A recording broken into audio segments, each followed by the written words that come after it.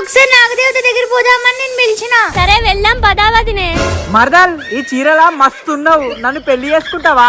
మా అమ్మని నీకు నిజమైన అత్తను చేస్తా. బావా అలాంటి మాటలు మాట్లాడకు. ఇప్పుడు నేను భక్తితో ఉన్నా, నాగదేవత దగ్గరికి పోతున్నా. నాగదేవతనా? అడవికి పోయినావు అనుకో, బొచ్చడి పాములు ఉంటాయి. ఆ పాములను చూసి కూడా నాగదేవత అని మొక్కేటట్టు కనిపిస్తాను. బావా అలా మాట్లాడకు. కావాలంటే నువ్వు నాతో రా, నీకు నాగదేవతను చూపిస్తాను. అరే పోకురా బిడ్డ, నాగదేవతను పిలిపించి ఆటేపించట్లేదు నీ మరదలు. ఏం మాట్లాడుతున్నావు అమ్మా? 2026 లో ఉండి నాగదేవత ఆ దేవత అని అసలు అలాంటి ఏం ఉండవు. అదా మరదలు, నీ నమ్మకాలన్నీ అబద్ధమని నిరూపిస్తాడు. నడు.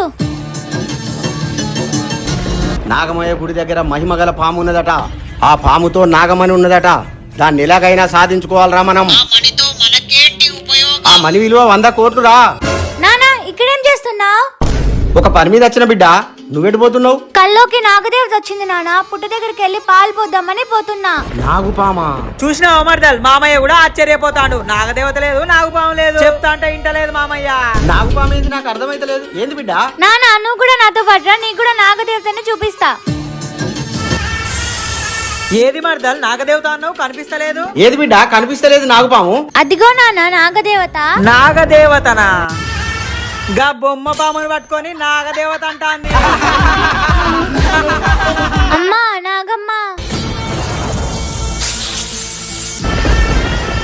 ఇప్పుడైనా నాగదేవత ఉందని నమ్ముతున్నావు కదా? 2 చేతులతో ముక్కు.